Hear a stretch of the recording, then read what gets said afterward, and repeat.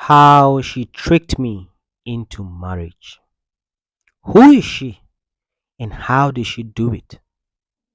In this video, I'll be sharing with you exactly what she did. And the truth is, she is the most important gift God has ever given me besides salvation.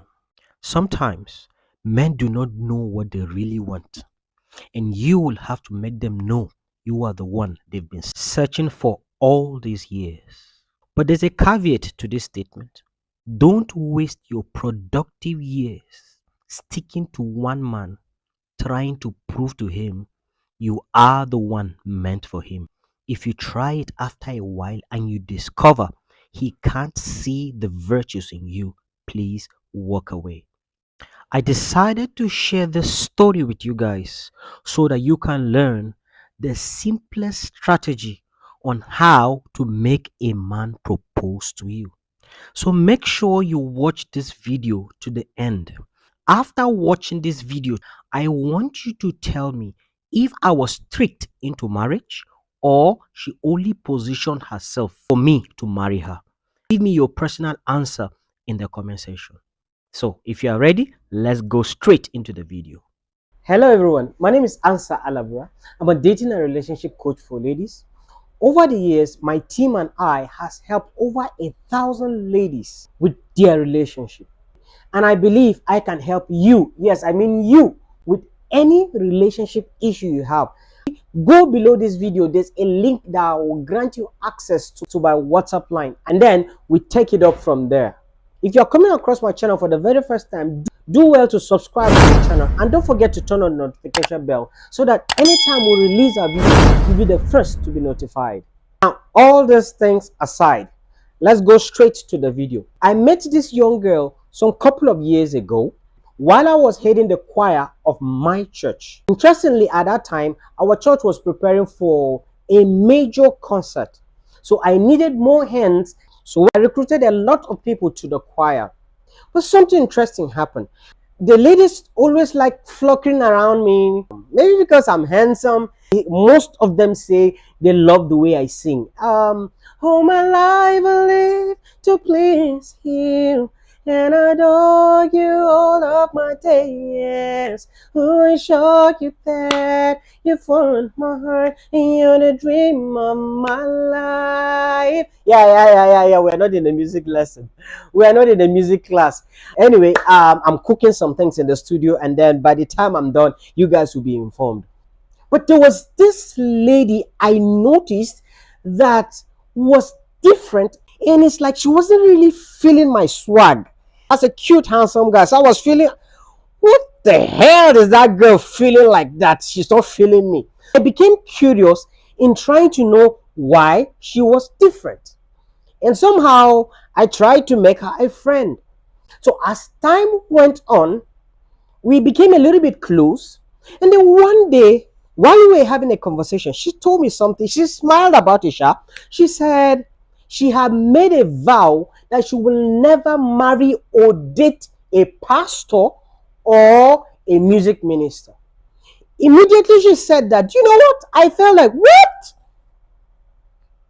Are you saying, within my heart, I was saying, are you saying no inclusive? Like, actually, I felt rejected. And when she said that, she laughed about it. But I knew she was a bit firm. Nobody wants to be rejected. So when she said that, there was this thing about me that I felt no. Like that thing made me become more curious about trying to know her. One day after service, I decided to just walk her to where she was going to board bus back to school.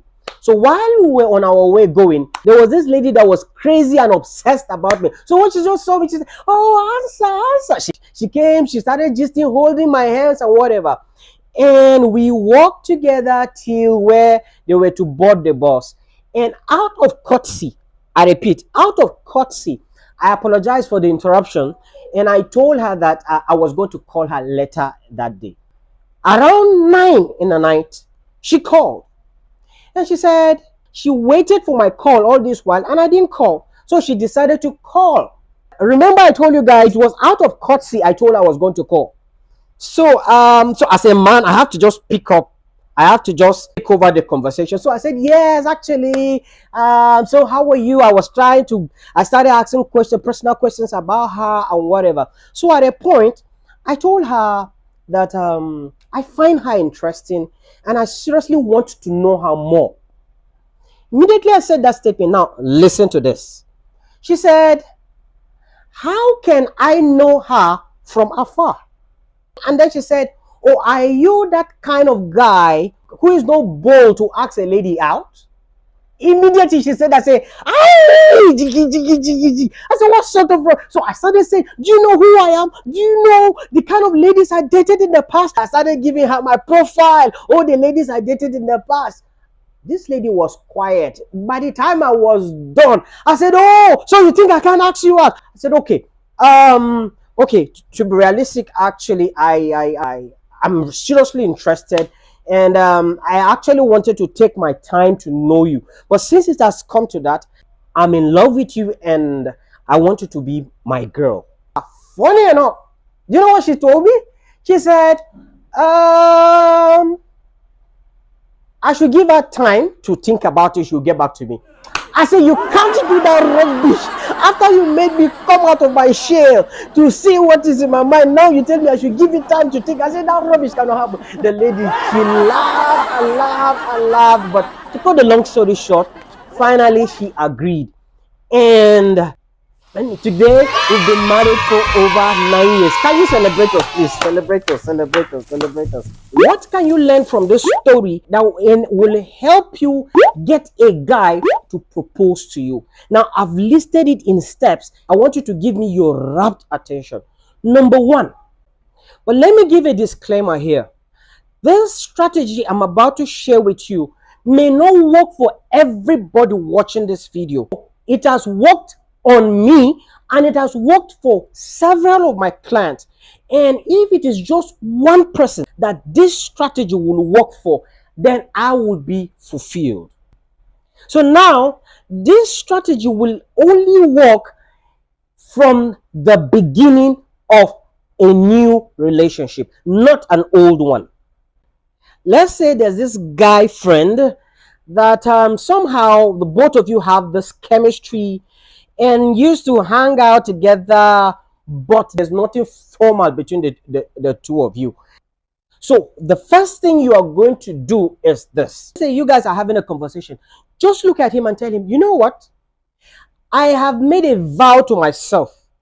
I will never date or marry a medical doctor." Let's say he's a medical doctor. Or I have vowed I will never date an athlete. I have vowed I will never date or marry a footballer, whatever his profession is. Immediately you say that to him, let me say this: nobody wants to be rejected. The man will automatically want to fight that rejection and try to the best of his ability to get you back by all means. So, by you rejecting him, you automatically become a challenge. Let's say the guy wasn't actually even looking at your side, he just liked you as a friend.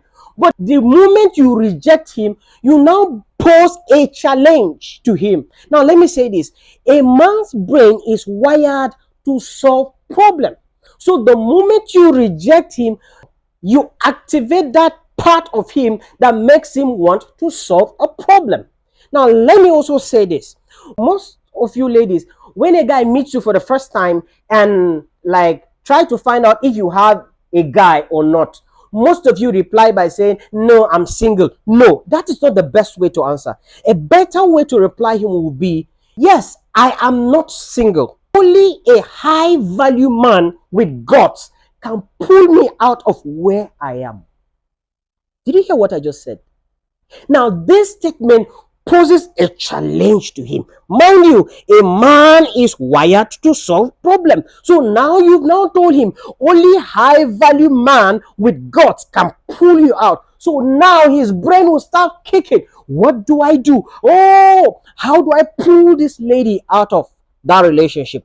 Now we go to the next stage to start blowing hot and cold. What do I mean? Sometimes flirt with him.